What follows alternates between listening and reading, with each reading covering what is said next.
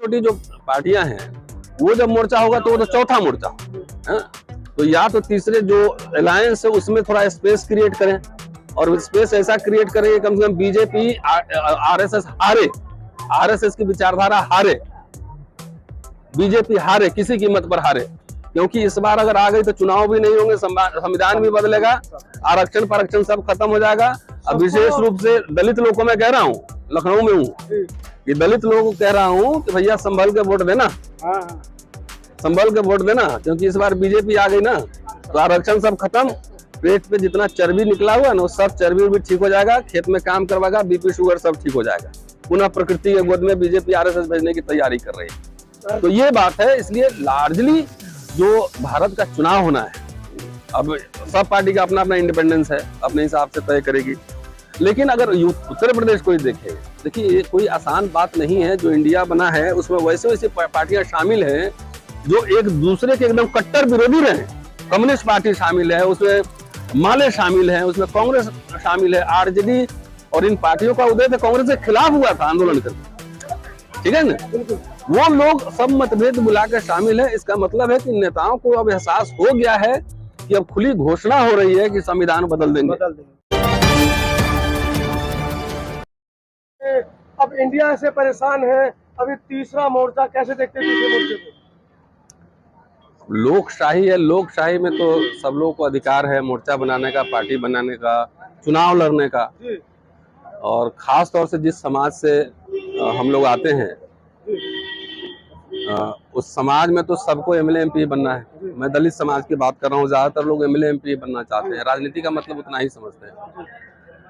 तो देश में जो अभी जो हालात हैं, और पिछले 10 सालों से आप तो देख ही रहे हैं लगातार जिस तरह से वॉइस ऑफ डाइसेंट का दमन हो रहा है, पॉलिटिकल जो ओपोनेंट्स हैं उसके ऊपर सीबीआई ईडी लगाया जा रहा है, कितने पत्रकार मारे गए, इंटेलेक्चुअल सब गिरफ्तार किए गए, मेरी भी गिरफ्तारी हुई। तो भारत के संविधान मौलिक ढांचे पर आरएसएस एक्सपेरिमेंट कर रही है, उसको बदलने की तैयारी कर रही है, और धीरे धीरे कुछ कुछ पन्ने उसमें से निकलते आ रहे हैं। अगर कार्यशैली को देखेंगे तो बहुत सारे ऐसे कार्य हैं कि जो संविधान सम्मत नहीं है। अब यह कारण थोड़ी है कि प्रधानमंत्री के आर्थिक परिषद का सलाहकार विवेक देवरॉय लेख लिखता है कि इस देश के संविधान को बदल देना चाहिए, उसमें कोई कार्रवाई नहीं होती, कोई कार्रवाई नहीं होती। आप और कुछ बोले तो भावना किसी की आहत हो जाएगी, ये कुछ बोले एक लाइन लिख दे तो भावना सब जगह केस हो जाता है। तो ये समझिए कि आरएसएस बीजेपी ऐसे लोगों को प्रोटेक्ट करती है। कई जगह आपने ऐसा देखा हुआ कि रेप में फंस गया कोई आरएसएस का कार्यकर्ता तो बोल रहा है 2 महीना पहले हमने पार्टी से निकाल दिया था। तो जो करप्ट लोग जो बीजेपी में चले जाते हैं वो सब हो जाते हैं एकदम ड्राई क्लीन हो जाते हैं, ऑपोजिशन में रहते हैं तो करप्ट रहते हैं। अभी नू वाले मामले में भी बजरंगी को उन्होंने बोल दिया कि हमारा आदमी नहीं है। वही बात है ना कि ये पूरी इनकी आदत है, तो गोडसे को भी नकार देंगे, किसी को भी नकार देते हैं। तो जब से भारत आजाद हुआ है तो संविधान का बनना मनुस्मृति पर एटम बम है, मैं ये समझता हूँ। और जब से संविधान लागू हुआ तभी से आरएसएस कह रही थी कि इस संविधान को हम नहीं मानते, ठीक है साहब। तो जब जो फुल फ्लेजेड पावर में है और चूंकि अब लोगों की चेतना भी जगी है तो एक करके नहीं किस्तों में घोषणा नहीं करेगा, बीच बीच में ट्रायल टेस्टिंग लेता, कभी धर्म संसद में साधु से कहलवाएगा, कभी आर्टिकल लिखवाएगा। ये मामला है, ये पूरा संविधान पे अटैक है। देखिए निजीकरण हुआ है पूरा, वो किसका गया, मैंने आंकड़े दिए कि उसमें जब नौकरी खत्म हुई तो किसकी नौकरी मारी गई, दलित पिछड़े गए ना, आदिवासी सब गए। अरबों खरबों रुपए जो शेड्यूल कास्ट कंपोनेंट प्लान में आता है, सब प्लान, और शेड्यूल ट्राइब में वो कहाँ है कुछ पता ही नहीं है। लेकिन हमारे समाज में अभी वो जागृति नहीं कि इसमें बहस हो। कहीं किसी सेमिनार में आपने देखा है कि इसमें बहस हो कि SC ST OBC का स्कॉलरशिप, फॉरेन स्कॉलरशिप मिलेगा कि नहीं मिलेगा, नौकरियों का इसमें कभी बहस देखा है?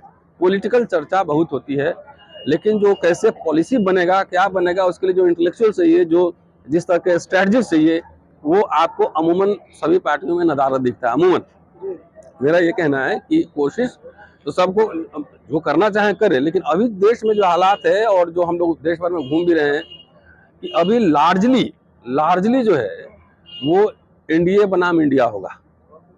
तीसरा मोर्चा में आइए, आप जो बात कह रहे हैं, मैं तो एकेडमिक सेमिनार समझ के यहाँ पे आया था कि एकेडमिक बहस होगी तो उसमें अपनी बात रखी जाएगी, लेकिन ये पॉलिटिकल बहस था ये। अब देखिए, बड़ी पार्टियों में लीजिए, यूपी में ऑलरेडी 3 मोर्चा है अभी तक फिलहाल, एज ऑफ नाउ। बीजेपी इधर है और इंडिया उधर है और बीएसपी अलग। 3 मोर्चा तो यहाँ हो ही गया, तो तीसरा मोर्चा अभी चौथा हो गया। चौथा हो गया। अब कौन कौन बना सकते हैं संभावित? तो दक्षिण भारत से लीजिए, केरला में कोई संभावना नहीं दिख रही है, कर्नाटक में संभावना नहीं है, तमिलनाडु में संभावना नहीं है। आप आइए फिर, आप वो कहाँ पे, आंध्र प्रदेश में जगन मोहन रेड्डी हैं, तो उनका अभी पता ही नहीं है कि किस साइड, किस करवट वो पलटेंगे। तो सीबीआई कांग्रेस मिलने आ गई थी 4 दिन पहले, कांग्रेस में आ गई, तो वहां भी पॉसिबिलिटी, अगर मान लिया कि पॉसिबिलिटी है भी, एक ही हुआ वहां पे।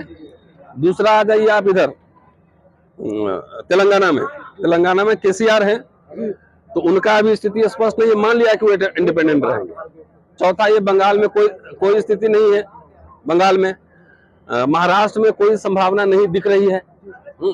उड़ीसा में नवीन पटनायक है, तो लार्जली बीजेपी के साथ ही रहते हैं। तो अगर संभावना हुई तीसरा मोर्चा बनने का, तो वो मुझे लगता है पोस्ट इलेक्शन बन सकता है, जिसमें अगर बीएसपी 10, 20, 50, 100 सीट जीत ले, या जगन मोहन रेड्डी जीत ले, या फिर केसीआर जीत ले, या नवीन, ये मिलकर बना सकते हैं। ये पॉसिबिलिटी हो सकती है। तो छोटी छोटी जो पार्टियां हैं, वो जब मोर्चा होगा तो वो तो चौथा मोर्चा है। तो या तो तीसरे जो अलायंस है उसमें थोड़ा स्पेस क्रिएट करें, और स्पेस ऐसा क्रिएट करें कि कम से कम बीजेपी आरएसएस हारे, आरएसएस की विचारधारा हारे, बीजेपी हारे, किसी कीमत पर हारे। क्योंकि इस बार अगर आ गई तो चुनाव भी नहीं होंगे, संविधान भी बदलेगा, आरक्षण परक्षण सब खत्म हो जाएगा। अब विशेष रूप से दलित लोगों को मैं कह रहा हूँ, लखनऊ में हूँ, कि दलित लोगों को कह रहा हूँ कि भैया संभल के वोट देना, संभल के वोट देना, क्योंकि इस बार बीजेपी आ गई ना, तो आरक्षण सब खत्म। पेट पे जितना चर्बी निकला हुआ ना, वो सब चर्बी भी ठीक हो जाएगा, खेत में काम करवाएगा, बीपी शुगर सब ठीक हो जाएगा। पुनः प्रकृति के गोद में बीजेपी आरएसएस भेजने की तैयारी कर रही है। तो ये बात है। इसलिए लार्जली जो भारत का चुनाव होना है, अब सब पार्टी का अपना अपना इंडिपेंडेंस है, अपने हिसाब से तय करेगी। लेकिन अगर उत्तर प्रदेश को देखें, देखिए ये कोई आसान बात नहीं है। जो इंडिया बना है उसमें वैसे वैसे पार्टियां शामिल हैं जो एक दूसरे के एकदम कट्टर विरोधी रहे। कम्युनिस्ट पार्टी शामिल है उसमें, माले शामिल है उसमें, कांग्रेस शामिल है, आरजेडी, और इन पार्टियों का उदय तो कांग्रेस के खिलाफ हुआ था आंदोलन करके, ठीक है ना। वो लोग सब मतभेद बुलाकर शामिल है। इसका मतलब है कि नेताओं को अब एहसास हो गया है कि अब खुली घोषणा हो रही है कि संविधान बदल देंगे। घोषणा तो मुख्यमंत्री पद की हो गई है, डीपी यादव जी को घोषित कर दिया है। अब ऐसे में जो खुद महत्वाकांक्षी है वो क्यों जुड़ेंगे इनके साथ? अब ये इसका जवाब तो वही देंगे, बेहतर होगा, लेकिन हमारी शुभकामनाएं। ऐसे में बहुजन समाज जो 2024 की तरफ ताक रहा है और कह रहा है कि बहुत जिम्मेदार से, ये बात सभी जो बुद्धिजीवी वर्ग है वो बता रहा है। आप देखिए, रोज मध्य प्रदेश में चाहे कोई भी जगह हो, कांग्रेस की सरकार राजस्थान में, वहां भी वायलेंस हो रहे हैं दलितों पे, मध्य प्रदेश में भी वायलेंस हो रहे हैं, उत्तर प्रदेश में भी हो रहे हैं, हर जगह हो रहे हैं। रेप हो रहा है, मर्डर हो रहा है, माथे पे पेशाब कर रहा है। तो ये दलित समाज को नहीं दिख रहा है। सरकारी स्कूल लाखों बंद हो चुके हैं, तो गरीब लोगों के बच्चे कहाँ पढ़ते थे? उसी स्कूल में पढ़ते थे ना। मैं कहाँ पढ़ा हूँ? मैं अपने गांव के स्कूल में पढ़ा हूँ, और वहीं से पढ़ के दिल्ली यूनिवर्सिटी तक की यात्रा है। तो सरकारी स्कूल का एजुकेशन बेहतर रहता तो गरीब के बच्चे तो वहीं पढ़ेंगे ना। सारा स्कूल खत्म हो गया है, यूनिवर्सिटी बर्बाद किए जा रहे हैं, सारे संस्थान बर्बाद किए जा रहे हैं। मैं समाज से क्या अपील कर रहा हूँ कि अपने लिए, अपने बच्चों के भविष्य के लिए कम से कम ये सब जो प्रक्रिया चल रही है याद रखना वोट देते समय, कि आखिर देखिए, कोई अगर कहे कि 70 साल क्या हुआ, आरएसएस वाले कहते हैं 70 साल क्या हुआ। कुछ लोग कह रहे हैं कि 2014 में जो है आजादी मिली। तो ये आरएसएस बीजेपी कहेगा तो ठीक, हमको समझ में आता है। यहाँ का दलित क्यों कहेगा भाई? आजादी दूसरा मिली, हमें तुम्हें थोड़ी मिली।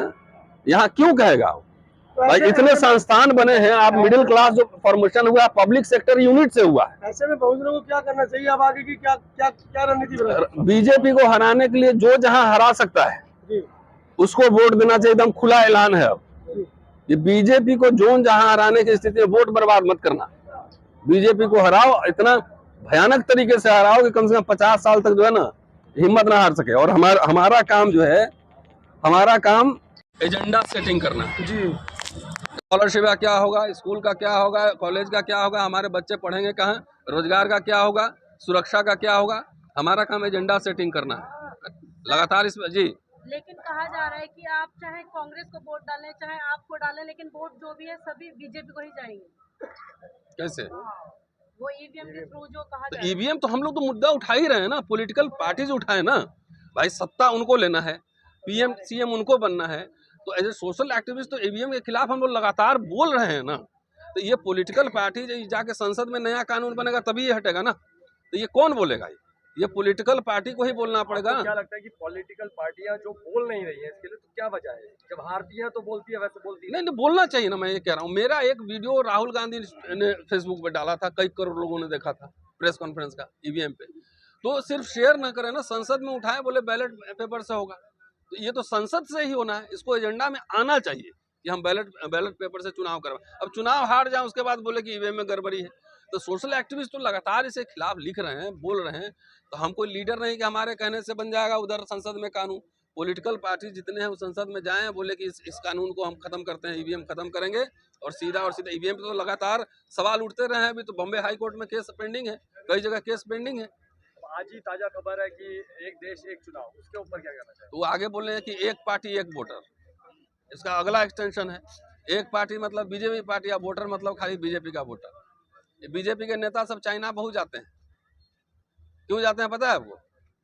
वहाँ के वन पार्टी है ना, वन पार्टी है ना, तो वहाँ जाके ट्रेनिंग लेने जाते हैं कि कैसे हमको एकदम तानाशाही गवर्नमेंट हमको बनाना है। वहीं से ट्रेनिंग लेने जाते हैं। इसलिए वन नेशन कैसे हो सकता है? आपको पता है कि उसमें 50% राज्यों की सहमति चाहिए? पता है कि नहीं पता है? तो आप जबरदस्ती किसी को थोपेंगे तो आप देश की एकता और अखंडता को जो है ना आप ध्वस्त करेंगे। 50% राज्यों का उसमें समर्थन चाहिए। कोई प्रोसीजर है कि नहीं? कि ऐसे जब मन हुआ पार्लियामेंट का स्पेशल सेशन बुला ली? तो ये सब मैं इसलिए कह रहा हूँ कि संविधान पे धीरे धीरे जो है संवैधानिक मूल्यों की खात्मा कर रहा है बीजेपी। इसीलिए डाइवर्स इंटरेस्ट होने के बावजूद, ओपोजिट इंटरेस्ट होने के बावजूद विपक्ष में लोग इकट्ठा हो रहे हैं। ये समझिए बात। दुनिया में भारत का नाम हो रहा है और आप सरकार के ऊपर लगा रहे हैं कुछ आरोप। तो वहां जाते हैं तो गोडसे या सावरकर का नाम लेते हैं दुनिया में, किसके वजह से नाम हो रहा है? वहां जाते हैं तो मैं बुद्ध की धरती से आया हूँ, वहां क्यों नहीं सावरकर गोडसे बोलते हैं, जिसकी फिलॉसफी को ये मानते हैं? इसरो बना था तो ये थोड़े ही बना है, और एक दिन में चंद्रमा में पहुंचा है। इंदिरा गांधी बनाई थी इसरो, पहले सुन लीजिए। कहते हैं 70 साल में कुछ नहीं हुआ है। ये देखिए, कई लोग हमारे लोग जो है ना, एक मिनट, कई लोग हमारे लोग को कंफ्यूजन बहुत रहता है। ये कांग्रेस ने निजीकरण शुरू किया, उनसे सवाल उलट दीजिए, ये कांग्रेस ने कितने कंपनी भेजे? आंकड़ा लाओ। बीजेपी गवर्नमेंट जब आई, अटल बिहारी वाजपेयी, उसने बकायदा डिसइन्वेस्टमेंट मंत्रालय बनाया, समझे? और क्या नाम है, अरुण शौरी को उस मंत्रालय का मिनिस्टर बनाया, जिसने बाबा साहब के खिलाफ किताब लिखी थी, वर्शिपिंग फॉल्स गॉड। निजीकरण कौन लाया? कांग्रेस के समय आया। उसका तो पूरा अध्ययन करना होगा ना। उस समय ये भी सवाल पूछा जाएगा ना कि उस समय दलित बैकवर्ड नेता जो थे वो संसद में क्या कर रहे थे, पार्टियां थी वो क्यों नहीं इसका विरोध की? उनकी परिस्थितियों का अध्ययन करना पड़ेगा। लाया, लेकिन लाइसेंस राज खत्म किया, बेचा नहीं। और बीजेपी सरकार आके पूरा मंत्रालय बना दिया कि हम बेच ही डालेंगे सबको। अब देख लीजिए, धड़ाधड़ बिक रहा है, खरीद कौन रहा है? अडानी। तो दोनों में अंतर नहीं समझ में आ रहा है। अंतर नहीं समझ में आ रहा तो इसका मतलब कुछ दिक्कत है। तो ये व्हाट्सएप यूनिवर्सिटी में जो फैलाता है, कुछ हमारे यूट्यूबर सभी कांग्रेस ने ला रहे थे, बेचा तो नहीं ना। कांग्रेस ने तो आईआईटी भी खोले, उस समय आईआईटी भी खोले ना। हमारे लीडर्स को चाहिए कि जाके वहां पे दबाव इन पर बनाए कि भाई निजीकरण रोको, आईआईटी खोलो, इंजीनियरिंग कॉलेज खोलो, दलित स्कॉलरशिप जो है ना ज्यादा दो, SC ST OBC सबको विदेश भेजो पढ़ने के लिए। भाई इंदिरा गांधी ने नेशनलाइजेशन किया था ना बैंकों का, PSUs बनाए थे ना, तो बैंकों का राष्ट्रीयकरण हुआ है। कुछ लोग होंगे जो बैंक में नौकरी किए होंगे, बैंक प्राइवेट रहता तो उनको नौकरी मिलती है? PSU नहीं खुलता। सेल भेल अभी जितना जो महारत्न कंपनियां हैं, एक जाके पूछिए वहां जो दलित नौकरी कर रहा है 4-4 लाख रुपए ले रहा है, वो प्राइवेट रहता तो मिलता कभी? अब ये नहीं समझ में आ रहा है। तो नीतियों से, जो एक वेलफेयर स्टेट की नीतियां हैं, उससे दलितों का एक बड़ा मिडिल क्लास तैयार हुआ जो कि चंदा देता है इन लोगों को।